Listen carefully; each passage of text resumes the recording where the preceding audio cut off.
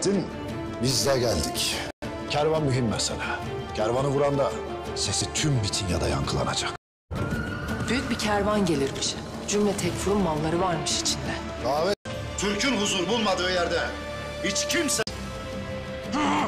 Osman Bey'e baş kaldıranın başı gövdesinde durmaz. Elimiz boş gelmeyelim dedik. Kurt kışı geçirdi ama yediği ayazı unutmaz. अस्सलाम वालेकुम Sialvi cool idea के मुअज़्ज़ज़ सामीन, उम्मीद है कि आप सब खैरियत से होंगे। आपने एपिसोड 68 ज़रूर देख ली होगी। बहुत ही ज़बरदस्त एपिसोड आई है और दबंग एक्शन देखने को मिला है।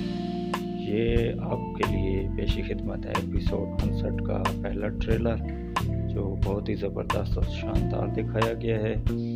कई वाक़यात मुतवक्के हैं इस एपिसोड में, तो मज़ीद ऐसी वीडियोस देखने के लिए हमारे चैनल को सब्सक्राइब करें, लाइक करें और शेयर करें, ताकि हर आने वाली न्यू अपडेट तुर्किश ड्रामे की जो भी न्यू अपडेट है, जो भी नया ड्रामा है, तो बिलवक्त हम आप तक पहुँचा सकें। अपना बहुत सारा ख्याल रखिएगा और दुआ में याद रखिएगा। अल्लाह हाफ़िज़, फ़ी अमान।